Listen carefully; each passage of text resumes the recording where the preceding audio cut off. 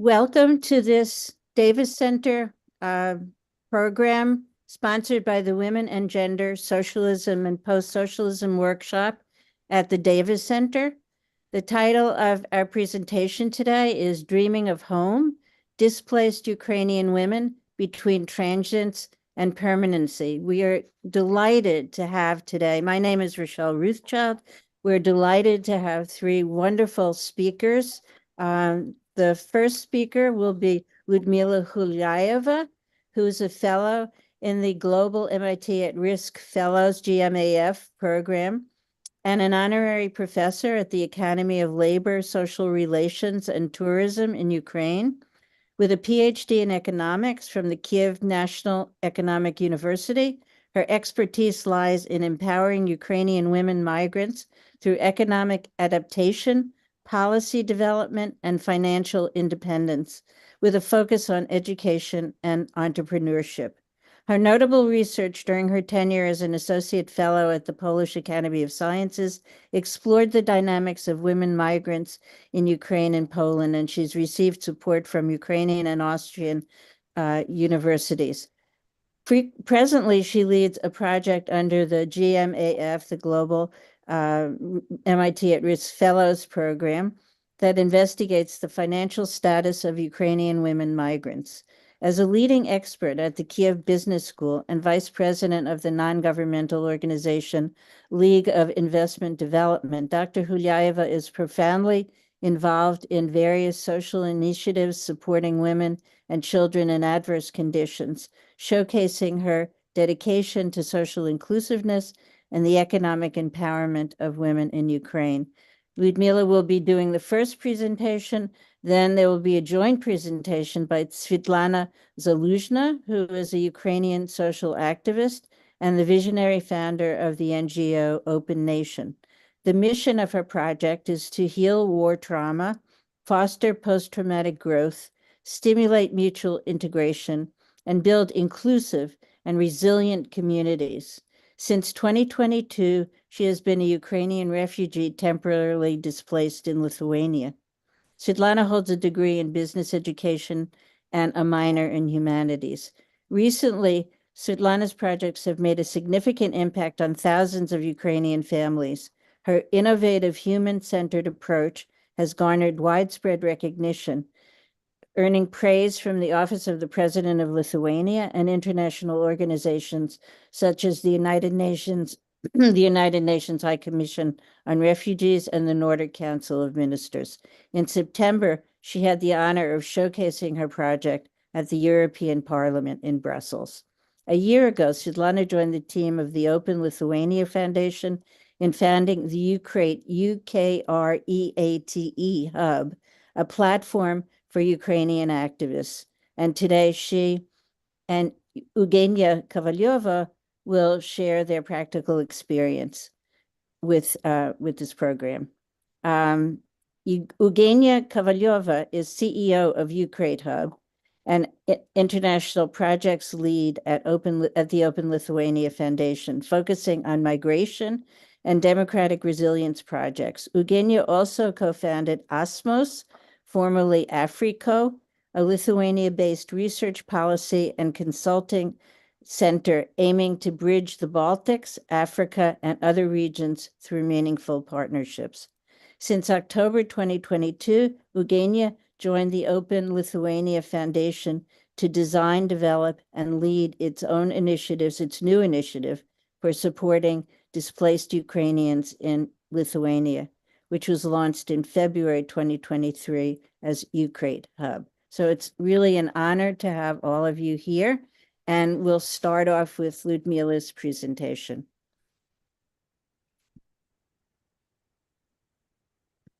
Dear colleagues, say me please, can you see my presentation and can you hear me good? Yes, good, Liudmyla. Okay, thanks. My research interest in the topic of the forced migration now during the war in Ukraine, and main aspects of my science interests are social and economic aspects of this topic. I was 2 years in the Poland also as first migrant from Ukraine, so I am in the two roles at the same time as researcher and also as first migrant in the actual situation. What we can see about the war in Ukraine? We have now more 6 million people from Ukraine to abroad in exile as forced migrants. On the first month of the full-scale Russian invasion of Ukraine, Poland was the country with the biggest number of Ukrainians. But now we have seen the systematically migration process. So the country with biggest number of Ukrainians are Germany, and Poland now have the second place in this rating. But we have now about 1 million Ukrainians in the Poland, and in this data, we have about 600,000 women first migrants. What what definition we can use? Migrants, refugees, or displaced women? It's very difficult question because maybe we are Ukrainians, and we are not understand now clearly who we are now and what we will do in the futures. Very difficult questions, and we also want to give answer for this question today, maybe in discussing with you, our guest of this webinar. I started this topic from 2022, and I have some own research, for example, survey, and I can show some portrait of displaced Ukrainian women in Poland. You can see that it was a situation when women from urban resident with higher education go to other country. Women had active working age 30, 49 years. The most of women. We understand that we have different women in different ages, but we have the most young, strong, active women to abroad in the status of displaced Ukrainian women. These women left relatives and close ones in Ukraine. Why they choose Poland as the host country? Because Poland has as acquaintances, because women had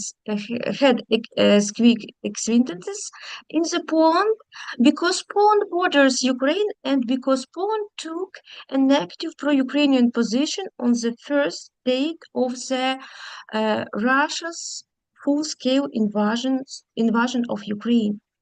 But also, you need to understand that our Ukrainian women, before Russia's full-scale invasion of Ukraine, had good or sufficient and high financial status. The most of these women, the women was employed in the labor market in Ukraine, and they had very high social status in Ukraine. But after Russia's full-scale invasion of Ukraine, situation became opposite. These women lost their social status, and a significant decline in financial condition was. So very difficult situation for every woman in Ukraine and for women that go to abroad. I had some survey research, and as a result of my research, I built some rating of challenges for Ukrainian women in Polish labor market. Why labor market? Because it is very important, for my opinion, to have to get financial independence in new host country and to earn money for life for every woman. So it's needed to get position job to the host country labor market. And you can see 10 main challenges, main typical situation for Ukrainian women in Poland. Number one, I don't know the Polish language. It is very big problem um, for adaptation women in new host country, because for example sometimes we know when people have a very good long period of preparation before to go to abroad in migration, but in Ukrainian situation it was forced migration without any preparation and with big stress. The second challenge, inability to work in my profession. Next, third one, the work schedule offered to me doesn't meet my needs as a mother. The next one, loss of the career I have been developing for a long time in Ukraine. Number 5, the need to acquire new skills or profession. Number 6, forced to take low-skilled work despite having education and experience for a better job. Number 7, can't find medicine job due to needed diploma validation in Poland. Next one, I'm a highly skilled professional, but I'm offered low-skilled work. Number 9, high physical strain in new job. Number 10, I have young children, so I can't work. A few words about Polish language courses. We have this problem with understanding and knowledge in language in host country in the whole migration process and situation. But it was big gap in Poland. We have many propositions to support and language courses in big cities, but we have no proposition in small town or village. Mostly courses provide a basic level of language and are short-term, but there is a lack of long-term courses at an advanced level and with professional terminology. The picture you can see example of an advertisement for courses for Ukrainians in Poland. Next problem, it is overlooking women's specific needs by employers and adaptation programs. Labor market and refugee adaptation programs do not sufficiently consider the specific needs of women, including their child care responsibilities. Job positions available in the Polish labor market often have schedules and working conditions unsuitable for women with children. So they need to more family-friendly work policy and opportunities to support women's participation on the labor market. And as a result, now we have significant outflow of Ukrainian refugees from Poland to other countries, for example, to Germany, especially to Germany, because this country has very um, good support for women with children. But at the same time, we have very good tendency and good cases from Polish companies when Ukrainian women are starting to master men's professions. For example, some Polish companies are starting to offer men's work to Ukraine women who have moved because of the war in Ukraine. And I can show a few cases from Polish companies. The first one in logistic industry. The logistic industry offers job opportunities for women as order pickers in warehouses. Some warehouses reduce the weight of packages to a comfortable level for women. The peak season in logistics and retail also leads to an increased demand for forklift operators. Specialized forklift operator schools are open for Ukrainian women. And so, as a result, these women can get job and earn money for their family and life. In food industry, we have also very interesting examples and cases of good practice Certain food processing plants, such as meat factories and fish processing plants, have implemented special schedules for women from Ukraine, allowing them to work in shifts and have time to care to their children. In other ways, specialized daycare facilities have been established in Poznan and Warsaw and other cities in the Poland to support working mother. I think it is very good example and we need to help give about this more information and to popularize these practices. Also, in my research, I had some criteria. What are most important factors for women to choose a job now? And you can see the job salary is the first number. It is not good because, for example, some very important factors, security, for example, social guarantees, it is only number 5 and 7. So we have a big risk now because Ukrainian women need to money to the life, so they can go to every job what they will have for all proposition without understanding how risk they can have some job for these women, for example, in security field and other, because we have now some difficult situation when there are, for example, non-official job and other problem in Poland also for Ukrainian women. We have a good, maybe good news because our Ukrainian women in this difficult situation believe in the better future. And for example, about third part of women respondents in my research said that they won't start own business in Poland. It's very good idea, and in Poland and also in other European countries, Ukrainians can get a special status, and this status lets them work and also to start their, for example, non-government organization or start own business. And please see on very good case about Nia Nickel. It is story of Ukrainian women in Poland. Nia is mother of a charming girl named Eva who requires special support due to epilepsy.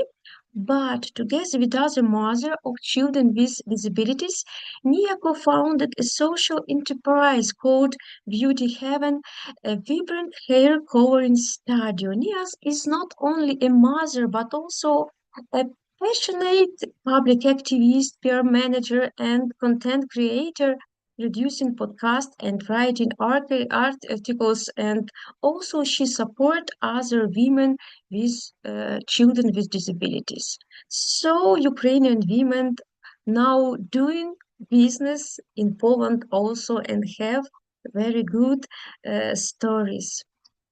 What about the future of Ukrainian women in the Poland? Maybe we can go to the home, but I think no. Is it safe to return to Ukraine now? And you can see, for example, last news, Odessa, March 16, 19 killed people and more 70 injured as a result of Russian missile attacks. Kyiv, February 7, 5 killed person and 40 people injured. So there are no secure location in Ukraine. Residing in the country poses risks to life and health, which is on particular concern for parents of children. So it's very difficult situation on all territory of Ukraine. How about the future? Do you plan to return home and when? We have now new survey in Poland and we can see that many people now change their opinion and women understand that maybe they will be in Poland a long time and possibility to go to home, it's maybe unreal now or a few maybe years in the future. So we now understand this, but it's very difficult understand in real with our feeling because we want to go to Ukraine. We had good job, good financial and social status in our country, and every woman from Ukraine want to go to home. And my conclusion for my speech, I remember about timing. What's the next in the Poland? The main question to the next research and policy and social activities, how we can help women develop and implement and working models for building their economic independence. The following steps are required: opportunities for professional training and acquiring new knowledge, new profession, foreign languages, legislation, employment, tax system, education system, social sphere of the host country. Also, we need to do support system more inclusive for gender aspects, for people with disabilities, for women with children and other. We need to create more inclusive system for supporting not only Ukrainians, but all people who need support on or are in difficult situation. And also, maybe there are some problem when social and financial assistance need to use target approach because there are some people they get many support and other people without any support, for example in small town. The problem also in the balance in help of forced migrants. We need to help women adapt to new conditions, but we want that they return to Ukraine after the war. It also big question for discussing what to do for the future. Thanks. From my side, that's all.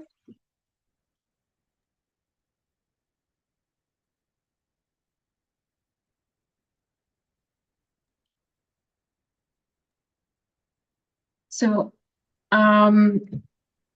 together with Okay. Svetlana, we are next. I don't know, Yes. Rochelle, do you want to say Yes, something? Go ahead. Go ahead. Okay. So good morning, good evening, everyone. We're in different locations. So I'm saying hello from Vilnius, Lithuania, and it's 7 p.m. here. But I'm happy that we managed to find a good time for all of us to join this. My name is Eugenia, and I am currently the CEO of Ukreate Hub, the organization that the initiative that I want to talk more about. And I will share my screen and share a presentation, and I will need somebody to tell me if it's on. Okay. Good. So, Ukreate Hub, and together with Svetlana today, we both represent Ukreate Hub. And I want to start, before explaining what we do, I want to start with a little quote from Volodymyr Zelensky. Is something that he said in Davos during a meeting earlier this year.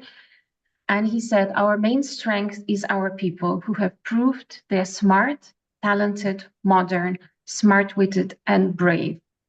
Only our people in your investments can rebuild a resilient economy. So I want to talk about Ukreate Hub, starting with this quote of Volodymyr Zelensky, because our main goal is working and investing in Ukrainian people.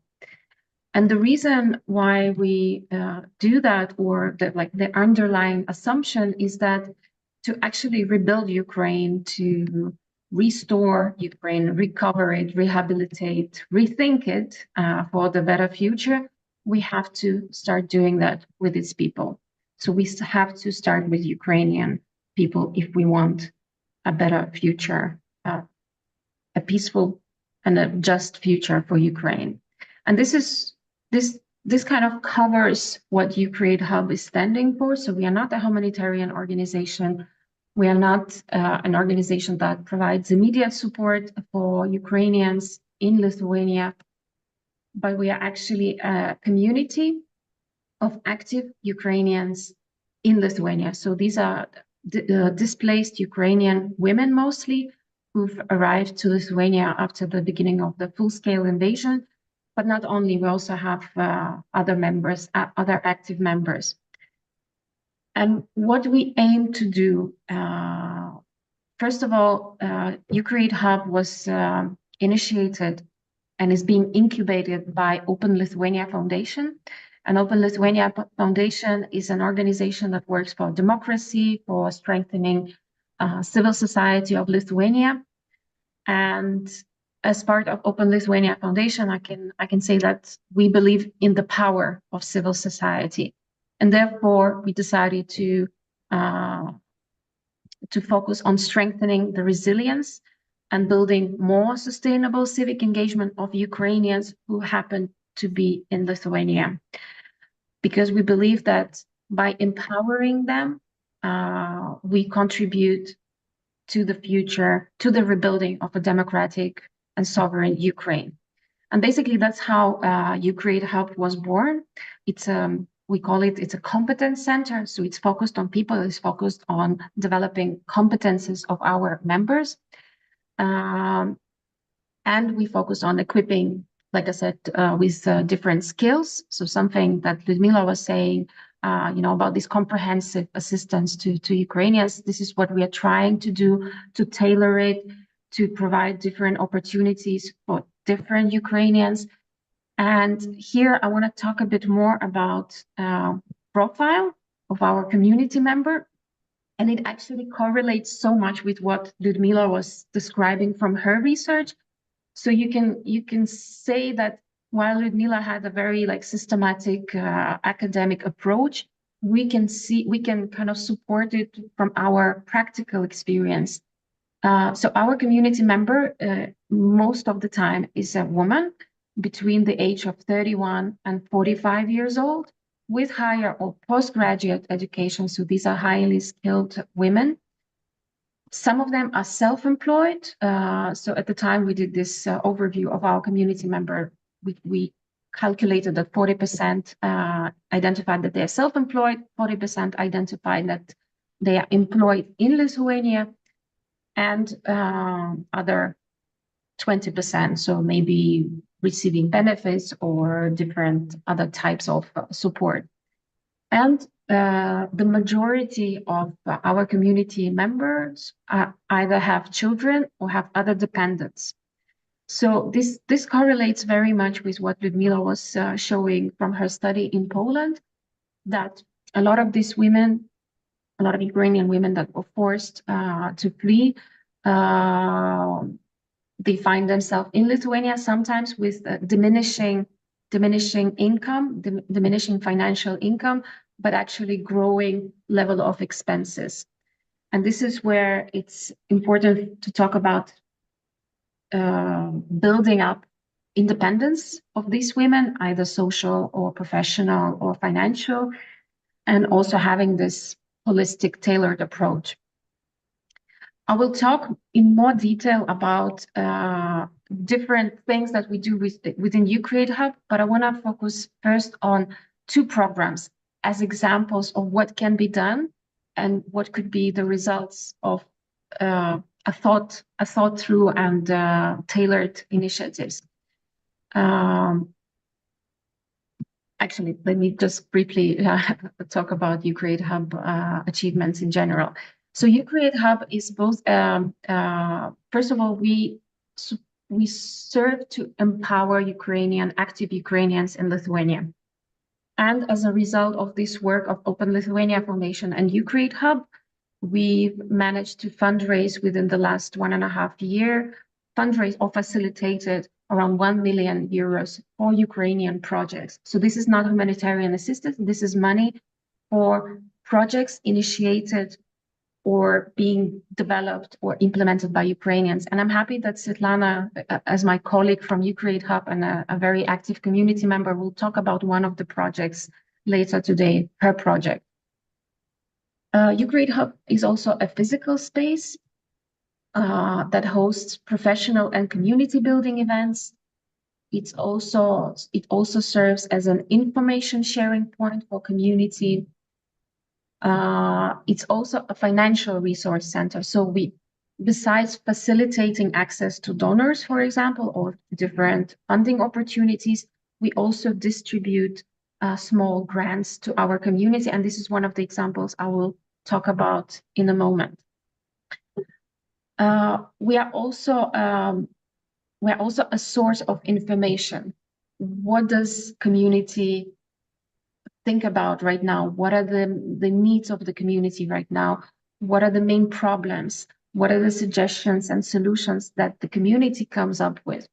So we've been working both with different partners in Lithuania and with international donors to provide that information about our community. And Svetlana's project is also a great source of information on what are the day-to-day issues that community lives with. And as I mentioned, we are serving as a point of access to different local and global networks. That means access to donors, funding, but also other organizations. And right now, we are over 300 registered members. So these are 300 active Ukrainians who want to contribute, who want to be productive, who want to create different projects. And also we have professional clusters developed within our community, which means that, for example, there's a mental health professional cluster. So they gather together and they also think of different projects together or initiatives. We have a cultural cluster, academic cluster, and women entrepreneurs cluster. And here is here I want to talk briefly about two initiatives that we have and about the power of these initiatives. So first of all, I want to talk about women entrepreneurship. And this relates very much to what Liudmyla was talking about. Is that many women find themselves losing their professional identity, having diminished income. And we started our entrepreneurship program for Ukrainian women. And here are some reasonings why it is important. And it very much correlates with Liudmyla's findings that, first of all, half of displaced Ukrainian women, this number may vary from depending on the survey, are planning to stay in Lithuania already now. This number also changes. Sometimes it's more, sometimes it's less. It very much depends on the situation also in Ukraine. Second thing is that many displaced Ukrainian women cannot continue working in their professional field due to language barrier or regulatory limitations. I will not expand because Liudmyla was talking about it from her research. The third thing, financial burden has increased because maybe income has diminished or doesn't satisfy the rising expenditures in Lithuania. And the last point here is that the majority, because of the majority men are being drafted to war, the burden of sustaining economy and business has fallen onto women, whether they are right now in Lithuania or anywhere else abroad, or whether they are staying in Ukraine. So it actually makes sense, an economic sense, to support women in developing their business and taking the leadership skills to take the entrepreneurship path. So that's some of the underlying reasons why we decided to create an entrepreneurship program together with partners to allow our Ukrainian members to gain that financial stability and independence and create either a main source of income or an additional income. And we have just started this program last 2 weeks ago, and it's ongoing. And I'll be happy to share with anyone who's interested how it's going along the way. The second initiative that we have and that I really want to promote as a brilliant way of supporting Ukrainian communities is our small grants program. So within Ukreate Hub, we had distributed 20 small grants. These are in the amount of 2,000 to 3,000 euros, so it's very little, but it has created a huge impact because, first of all, many women have ideas of what they would like to do with their professional path, whether it's people from journalistic field or creative field or educational field, but they don't necessarily have the means to do that, or sometimes they don't even know how to transition from one idea to a fully developed project. So within Ukreate Hub, we created this small grants program that we developed, and we funded now 20 women who had a range of projects from mutual support groups, women mutual support groups, to artistic exhibitions that explore what it means to be Ukrainian. So it's a really wide range of projects that are, and here is also a good moment to say that we have more than 40 projects that didn't receive the funding, but that have been developed by our Ukrainian community. So the potential here is enormous, and we could see in a very short amount of time that, but by pushing a little bit, by providing a good platform for these active women, they were ready to jump for an opportunity and create something, and in this way create bigger impact to a bigger community. So our kind of working mode is supporting active women so that they can contribute to the community. And this is where I would like also to introduce my colleague Svetlana, because she's a great example of that kind of powerful, active woman who, with the right support, could achieve a lot and create a lasting and huge impact on the community. Svetlana, the floor is yours.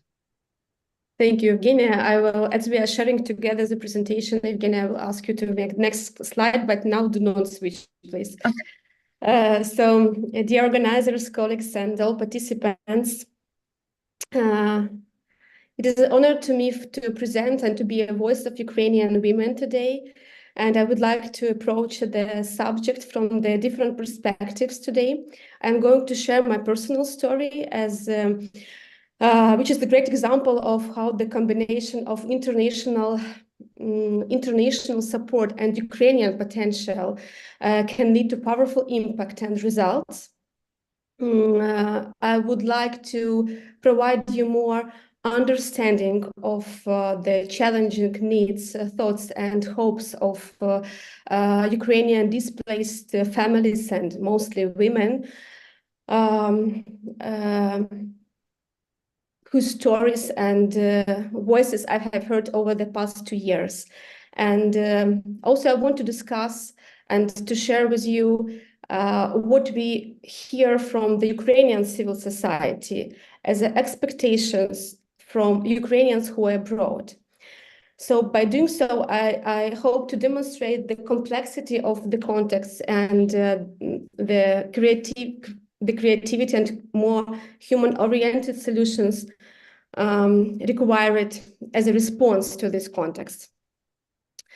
Evgenia, you can share next slide, please.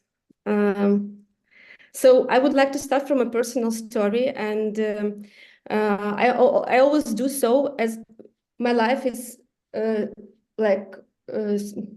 separated or split into 2 parts, before and after. So before the attempt of Russia's full-scale invasion of Ukraine, I was a social entrepreneur. For many years, I was a principal of a private school, experimenting with the best world-known educational approaches and innovative practices. And then in 2020, I fully shifted into the field of family development. So my mission was to preserve and reinforce the Ukrainian family and to foster consciousness and human parenting. So I established a big national movement, an NGO organization, which the aim of this organization was to preserve Ukrainian family, to prevent the divorces, and to to reinforce the conscious and human parenting. So I organized a lot of different festivals, family camps, big movements, educational programs for Ukrainian families. And it seems that in early 2022, I found myself, I had social capital, I had my beloved family, my beautiful house, and my 3 children. And I found myself as on the driver's seats of my interests and my rich life. Evgenia, next slide, please. And I would like to share this photo as just to demonstrate the transition or dramatic change in my professional life that happens here in Lithuania. So after the February 24, this photo was made in the front of European Parliament in Brussels just 1 year after the full-scale invasion started, where was presented a case of my project and the approach, the human-centered approach in integration.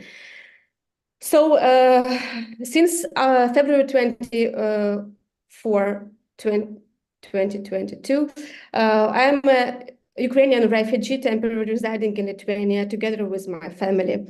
And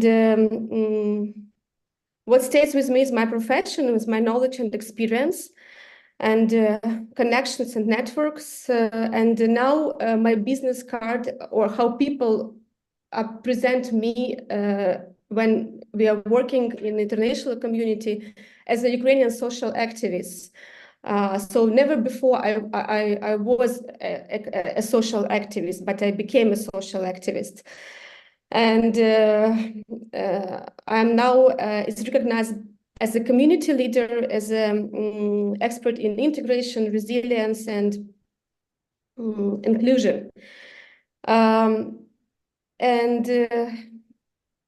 I would like now to share with you a little bit about the project I'm leading. But it can never happen without the help of the supporters.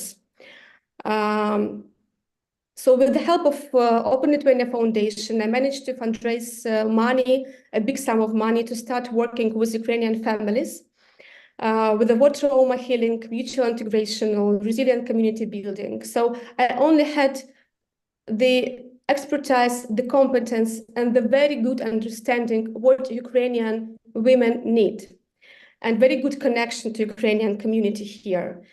But someone should be behind you with a reputation to guarantee credibility for the international partners. I mean that in times of conflicts and crises, someone has to make decisions.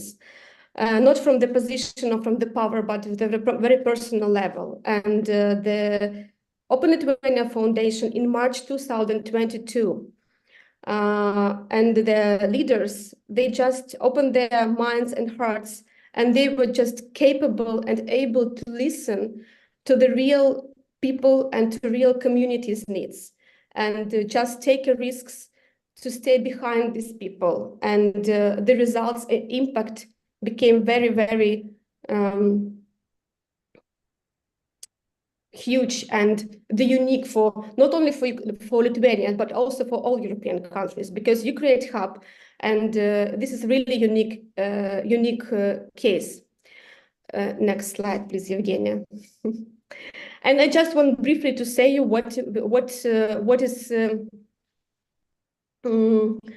what I'm doing with working with war trauma and resilience and community buildings. So for this moment, the project with which I'm working is called Tula, which the translation from the Sanskrit language is not alone, meaning not alone. So with the help of Open Lithuania Foundation, we fundraised for this project more than 400,000 euros. By this project, we directly touched, and not even say reached, because we really touched 2,000 individuals. It also Lithuanians and Ukrainians, as we are working with integration and cohesive community living. we covered 12 Lithuanian cities. So this is quite a big project where I hear and I can see the stories of people and what they really experienced during these 2 years. What we are doing, next slide, Evgenia. I just want briefly to show you the activities. What we do cultural gatherings with facilitated social dialogues where people can start talking in very inconvenient topics, where they can have the shared experience, and because this is a moment where the host country community can not only donate but also to really have a place, safe space for starting talking to refugees. Next slide, please, Evgenia. The next activity, what we are doing, this is a family camps, 3 days program with accommodation and meal where Ukrainian and Lithuanian families, they're spending 3 days together and where the real integration happens, because on the very human level, we are very similar. I always say that, you know, as a human beings, as the family, when we are unhappy, we are very similar. We only different when we are happy, but when we are unhappy, when we have challenges and problems and shared contexts, we really became very similar and can understand each other despite the different experience, different cultural experience, backgrounds, and so on. Next slide. Also, as a second level of working with inclusion and resilience, this is educational resilient community programs where we have not only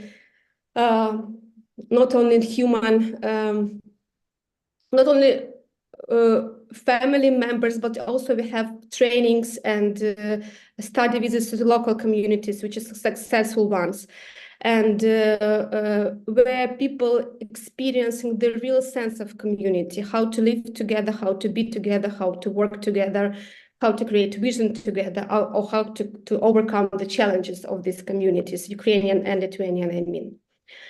Next slide, Evgenia. So after the 2 years of working with this project, we frame it and name it the human-centered approach, solutions for integration and resilient community buildings.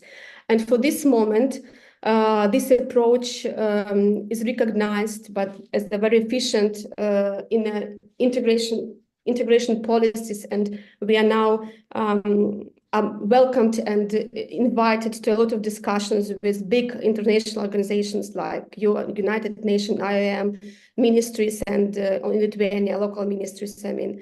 I mean that the authorities see that it is not enough only to have protocol way of working with refugees, and Ukrainians are not the ordinary refugees because they have quite different context of being here. And the more human-oriented solutions needed. And it is why it's so now attractive for ministries and institutions. Next slide, Evgenia, please. While I'm traveling with my program in Lithuania, I always see that there are maybe 5, 10 out of 70 participants of these women. They are very active. They're not only they can not only receive, but they can give back, and they have knowledge, competencies, audiences, languages. And this is how the Ukreate Hub and the platform were created, just for saving potential and to give these women a space where they can preserve and develop, and to, even to me, more ambition, if to have this professional integration, professional Euro integration. For me personally, I consider Ukreate Hub as the bridge for Ukrainians in Ukraine and Ukrainians here in Lithuania.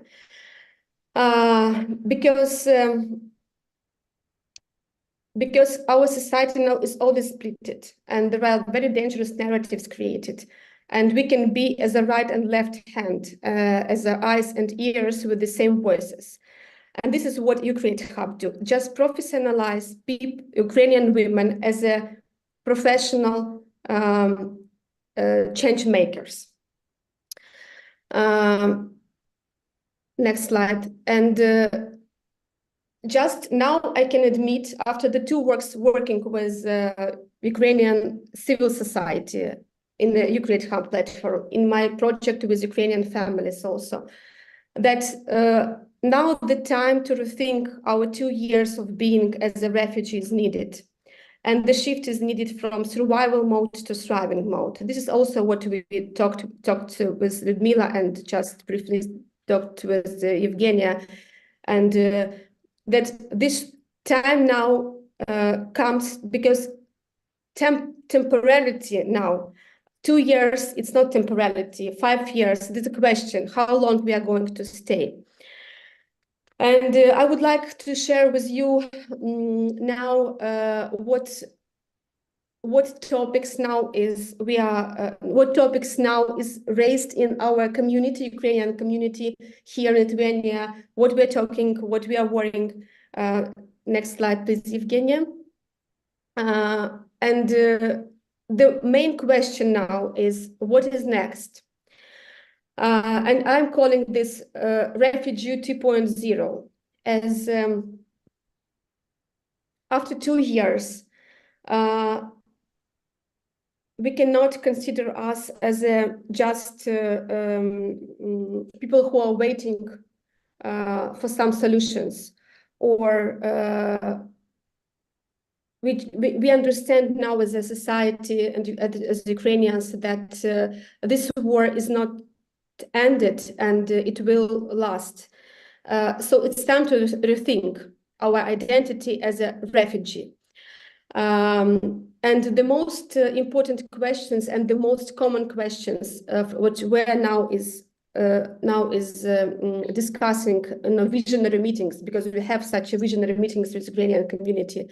So the temporary or permanent, I just mentioned the temporality now. So this is different perception, not only from Ukrainian part, but also from Lithuanian part, because now it's expectations raising. So because after 2 years, it seems that we understand that we have different identity, and we have some different expectations from the host country, and the host countries have different expectations from us. This is local topic about the very high risks of escalation. Just today, we were working with Evgenia in preparation for this discussion, and this alarm system started working outside on the streets. So I mean that the sirens is come also, this war context is now in Lithuania, and it's still not safe for Ukrainians. And the question which is raised now, what if the war started here? What is our role and status? And I heard from Ukrainians, for example, can we join I don't know, some defenses organizations, or so what can we do, what we are going to do here? The challenges is how to keep both Ukrainian and Lithuanian agendas. This is maybe the question from a very consciousness level, but still, when immigrants living for good for another country, they integrate to the country totally. But now Ukrainians, they are living in both contexts, and we need to keep these agendas together, not only the social agenda, civil agenda, political agenda, war agenda. I mean that it's not easy for Ukrainians to live in these two realities, but it is now required from host country here. And I believe that, I think that it's also in different European countries, these expectations from host countries is now is raised, because people want that we are, as a refugees, understand what's going on in their countries also. This cohesive community living became more and more, because the tension between host countries and the refugees is also static, and we see it everywhere. And we need to work this preventing and these deep dialogues between different communities on these inconvenient topics. The parenting crisis and long-distance relationships are a very, very big issue, and we are working also with this, creating the different programs to support Ukrainian women in this context, because to be father and mother at the same time, to mix these roles, and also to keep family close, and this connection, this relationship with husbands who is in Ukraine, it's also a quite difficult situation. And what is institutional demography in Ukraine says that the number of delayed divorces will be a problem in next 2 years or 3 years. And also the survival guilt and belonging. So it's how to say, to save my identity and integrate, how to not to lose my identity and to integrate it at the same time. And the other question that Ukrainian women are talking about, that, okay, if I will come back home when the time will come, how can I prove my country that I am still Ukrainian? So should I collect some justification? How will I be accepted to my country? Whether I still need, whether my country still need me? So this is the overview of what is going on with the Ukrainians here in Lithuania now. And the next slide, and this is, I would like to show you what we see and we hear from the civil society from Ukraine, working with different NGOs and with state organizations and institutions, that Ukraine now as a country wants the consolidation and unity of Ukrainians who are abroad and who are still in Ukraine. This is actually, our state and our government institutions do not have for this moment a vision for this issue, do not have a solutions or even an offer to us. But the civil society starts talking about this very active now, that we need the Euro integration experience, and we need these people abroad. We need Ukrainians everywhere. We became bigger. We became multi-geographical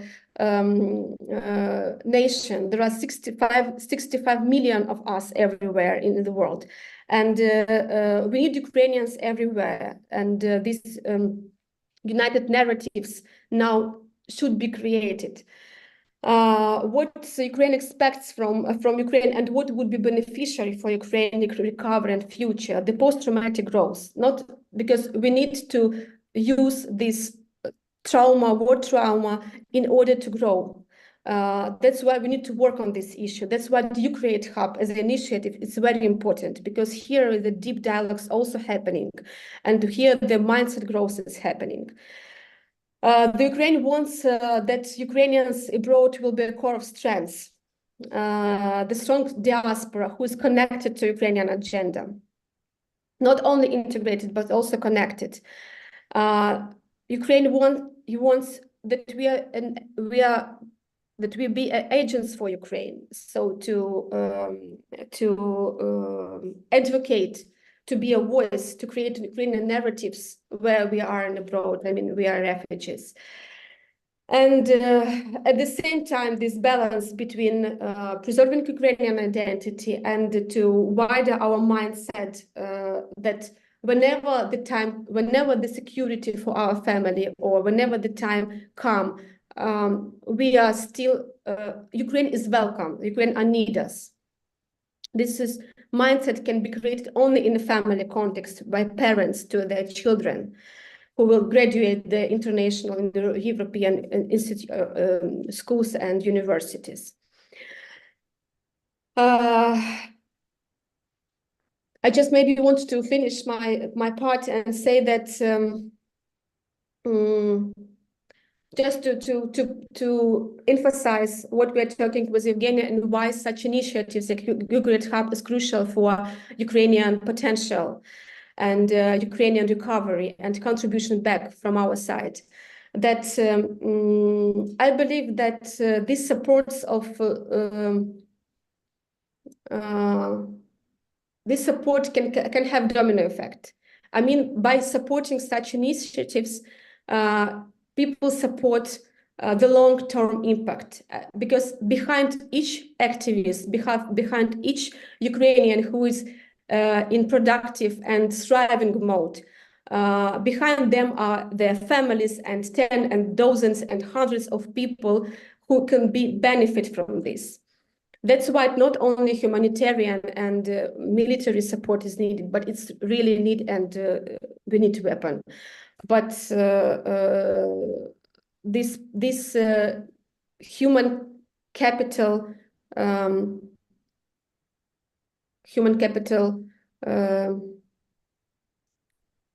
the developing and saving us as a professionals, as a human being is very important.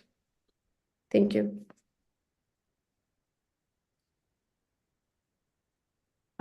Thank you. And I just want to briefly to kind of wrap up what we were talking with Svetlana and myself, that we encourage everybody to think about supporting initiatives like ourselves, supporting individual Ukrainians, active Ukrainians, because like as Svetlana said, the future of Ukraine is in its people, in its human capital.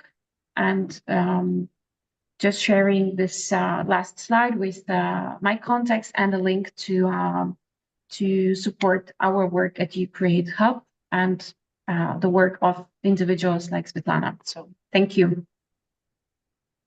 Thank you to the three of you. This has been a very compelling set of presentations. And I had one question, just again to put it into context.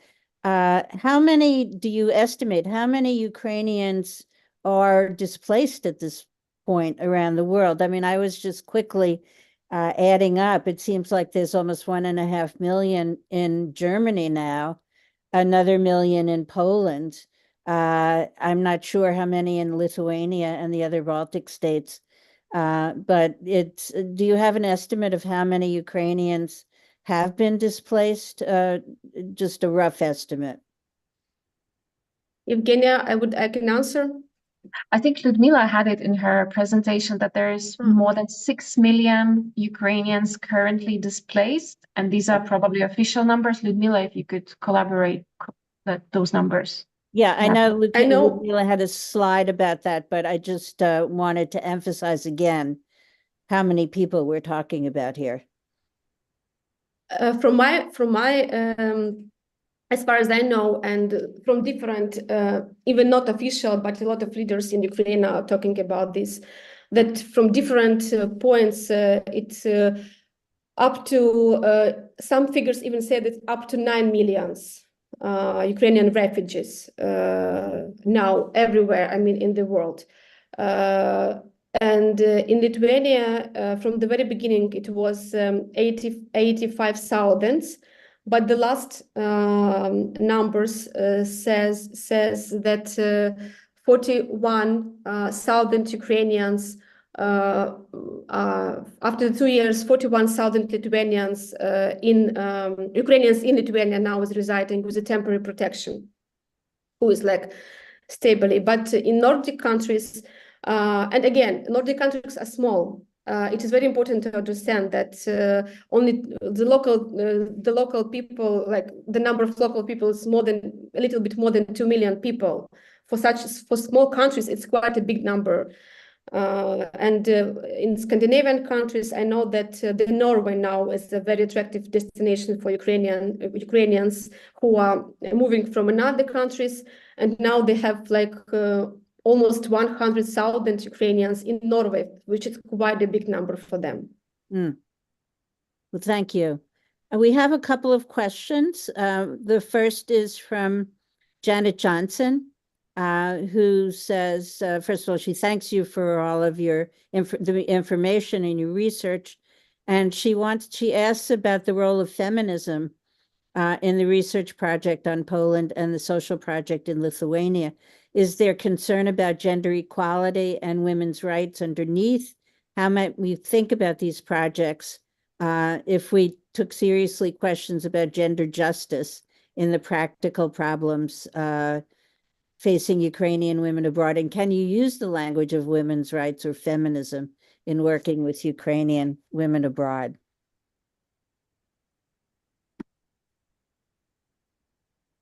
Anybody, whoever wants to take it.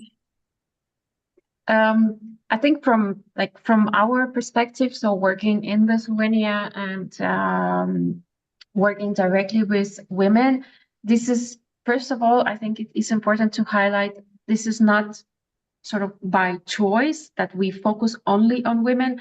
It's just the reality of displaced Ukrainians, that 85% of them are women, and usually women with dependents, with children.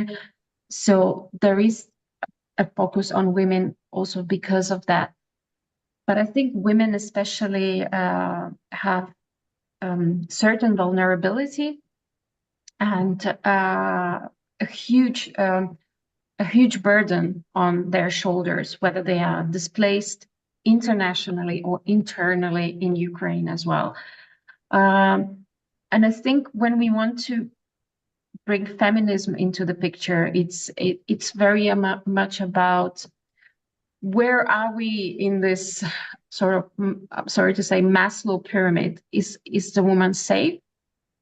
Are her basics covered? Because what we realized in Ukreate Hub when we started working with Ukrainian women, and it's something that also Svetlana mentioned, first, women need to get out of the survival mode. Like, you cannot talk about feminism or bring certain aspects of feminism and women rights specifically into the conversation when the basics are not covered. So it very much depends, what do you imply when you bring the word feminism into the picture? Is it talking about equal pay, or is it talking about gender-based violence?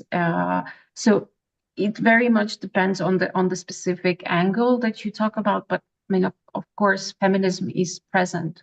Women rights, at least in our work, is present, and we are hoping. I mean, these are the projects that we work generally with, or questions that we work generally with in Open Lithuania Foundation. So there is a spillover effect of our daily work and our daily values into the work that we do with the Ukrainian community. So I would say this way. I can add that also what we use mostly here, not the feminism concept, but most about women empowerment, maybe more women empowerment because the Ukrainian women now, they need they lost identity as a professional identity, the women identity also, and they need to just to find their new place, and maybe the shift from, and maybe how to also to be not only, when we are talking about empowerment, we are talking more about motivation to restart your life again, and to find your new identity, and maybe to switch, and even to understand that I can be, for example, a self-employed, or I can be independent if I have some competences. I have never before in Ukraine as a woman. I mean, Ukrainian women, they never thought that can be entrepreneur, but entrepreneur means to try to be self-employed, and maybe you can make a services from your competences. So I mean that we are working maybe not on feminism concept more, but women empowerment and this motivation to restart their life again. I want to again draw the audience attention to the links that are in the chat. And urge you also to, and if there are other links that our speakers want to put in terms of learning more about this topic and also supporting the work of the speakers today, please do that. We have another question. I mean, I have to say, I cannot imagine being uprooted and just the trials and tribulations of doing such a thing when you often have to leave your partner behind. You have children, you may have also parents, other relatives, other family, and just being asked to completely or forced to uproot yourself, come to another country, learn another language, fit in. And that actually, the next question, which is from Irina Savchenko, addresses some of that. First of all, she thanks you for your excellent work. And she asks a question about the social status of women in Poland. Is it difficult for them to find a job? And I'm sure the same applies to Lithuania, even if it is not well paid and does not correspond to their previous status. And how easy is it for them to make friends among the locals? And whoever wants to answer.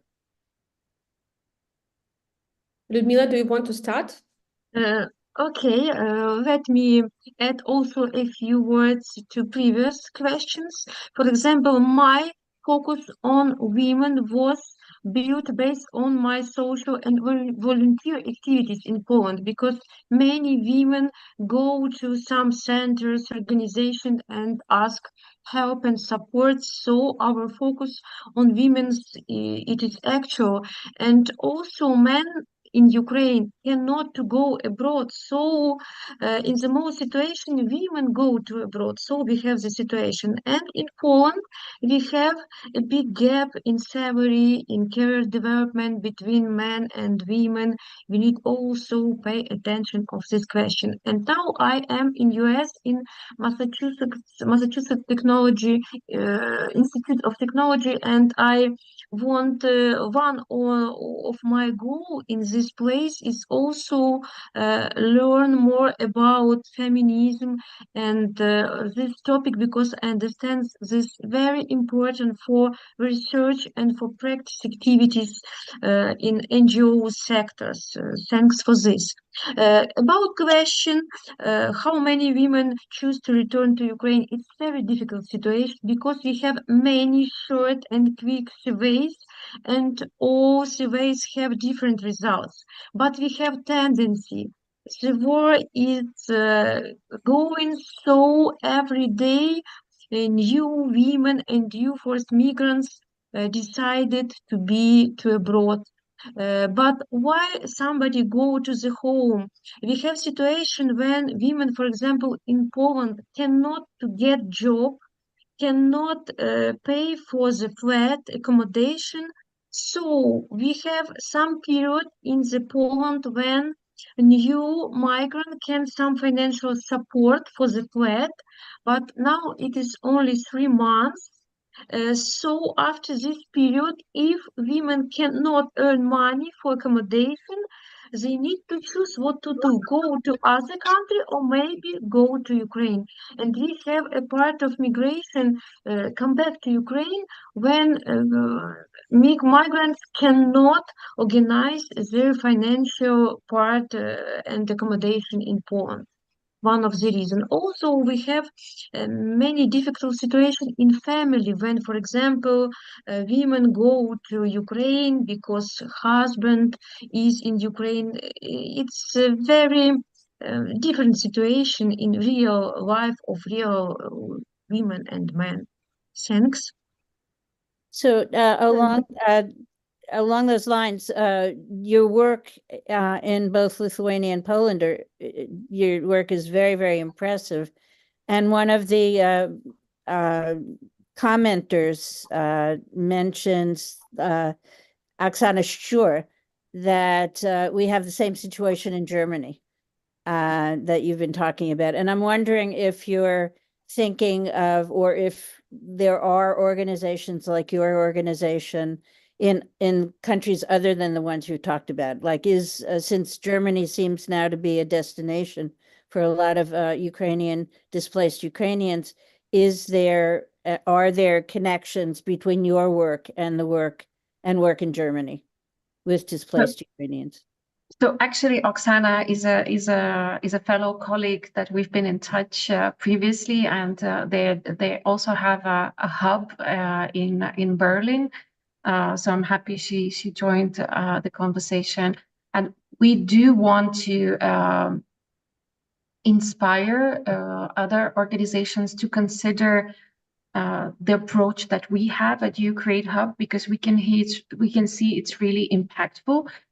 But also, as war is ongoing, the response to Ukrainian refugees or displaced Ukrainians, whatever term we're using, also has to change with the times. Because while it was since the full-scale invasion 2 years ago, the response was immediate, the necessary, the humanitarian. It was a different type of response. 2 years on, when we see that the war is going on, and even when and if, let's say, it finishes quickly, there will be issues that we will have to deal with. There is 6 million Ukrainians abroad who can be empowered to be active ambassadors for their communities, to contribute, to be ambassadors for Ukraine, to contribute to rebuilding their country, whether they are in Germany or in Lithuania. But there has to be a shift in the mindset of the host communities, the donor community, that let's look at these Ukrainians not as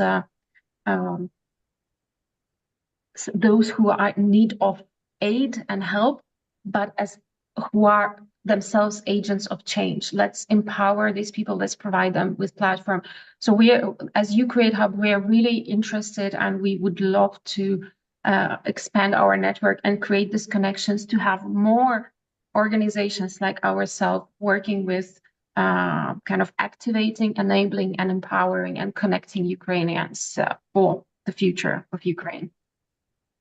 And I would like also to add, can I add, Rochelle, to these previous questions? Yes, that I believe that Lithuania is a unique case, actually, as the attitude towards Ukrainian refugees, the equals, and with a big dignity.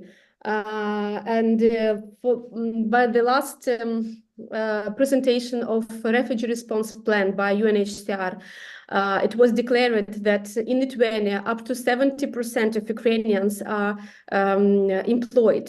I mean that it's quite a big number, 70% of Ukrainian refugees who employed.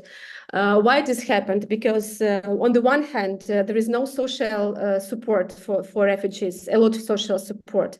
But on the other hand, which leads to people need to work in order to live.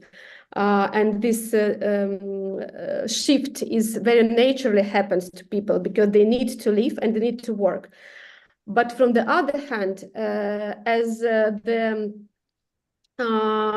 it is by the law in Lithuania, and I mean that they even make some changes in the law, that if the companies hire Ukrainian refugee, it is their responsibility about the language barrier. I mean, so a lot of people with competencies like healthcare, medical workers, and doctors, they are officially employed and they can continue their working, teachers and a lot of scientists. So I mean that in Lithuania, the government just give this opportunity to work not only in a under your competence, not only in a cash desk, let's say it's as it is, but also to continue your professional life. And the host community in Lithuania is also very welcomed in Ukraine for Ukrainians because of shared experience, because they also had this experience with their neighbors. Let's say like this. And regarding the other countries and collaboration, I've been in Norway a couple of weeks ago, and there is also a very big demand on and studying visits and this of Lithuanian cases, how Lithuania create a platforms for Ukrainians to not only to be safe but also to be productive. So I wanted to ask you, there is a Ukrainian diaspora also, because during World War II, Ukrainians were displaced from Ukraine into Germany, for example, as slave laborers.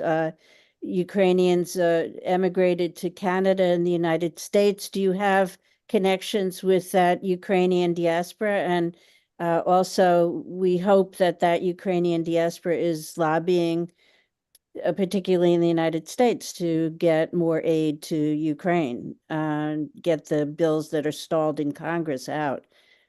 So I'm wondering, in any case, so do you have many connections with the Ukrainian diaspora in Germany, US, Canada, wherever it is, maybe Australia too, I guess?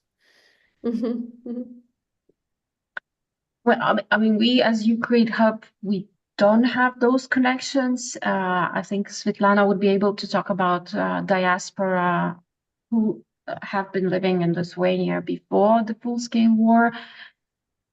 But as far as I know, they are very active in lobbying and supporting the military fundraising, especially, and the different political activism. But like I said previously, we are open to any sort of support, whether it's from Ukrainian diaspora or beyond. I think here it's something that Svetlana said, and it's also something that we try to highlight, is that there hasn't been a comprehensive and robust strategy for Ukraine to work with its diaspora until now, and perhaps this will also be the time where such strategy will appear. For example, right now, the question of refugees or displaced Ukrainians is distributed like among eight different ministries. So there's not really one institution that is in charge or responsible. But with the full-scale war and perhaps looking into the future, we can see that there's something that has to be done about it. And we also say that Lithuania is a good buddy to share its experience, because we as a small country, we are very focused on our diaspora, and we are looking to find them and engage them, make them some sort of ambassadors of Lithuania. But it's very much because Lithuania is a small country and we need those connections across the globe. For Ukrainians, I think it hasn't been such a priority, but it shouldn't become a missed opportunity to work with the communities, with the Ukrainian communities, whether they came before the full-scale war or after, because these are people with a huge social, human, intellectual capital that can work for Ukraine. So we now have, we're almost to the end of our time. So I'm wondering if you, the three of you, have last words that you want to, not last words forever, but just last words that you would want to say to this audience, whoever wants to start. A message, your final message. Let me start. I want to say thank for all that you are with Ukraine. It is the main message, and also I combine volunteer social work with research work, and I hope that these two words, science word and practice word, to be together and combine their effort for our winner in the war, not only in Ukraine, but also in all challenges in the world. So to be together and work on the best future. Thanks. Thank you. Well, I also want to thank the organizers for inviting us here today. From the beginning, I said, I think this is a brilliant way combining the academic knowledge of Liudmyla and us bringing up our practical knowledge from day-to-day work with the Ukrainians and looking how it correlates and complements each other. I think my main message is that, well, if I can have two messages. One is that it's very important to humanize refugees in general. And I think, like, looking on the bright side, at least in Lithuania, the way we have dealt with the Ukrainians coming into our community should be an example how we can work with all other refugee communities around the globe, because we can look at the people as human, with human potential, as a human capital, not just as statistical numbers. So that's one message. And the second one is, of course, please support Ukreate Hub or any other initiatives that are of the same kind. Do reach out if you have any ideas for collaboration. Thank you. I also would like to appreciate for this possibility to share the voice of Ukrainian women, and my final message is the quote, whatever the problem is, the community is a solution. And now I use it quite often because I see the power of community and the domino effect of community. So again, to support Evgenia and her final message that there is a huge potential in community, and we need to support communities of different Ukrainian refugees in different perspectives that can lead to a very impactful effect. Thank you all for this really enlightening and very moving presentation. Thank you very much. And thank you to our audience. Thank you. Thank you, Thank and you. Slava Ukraini!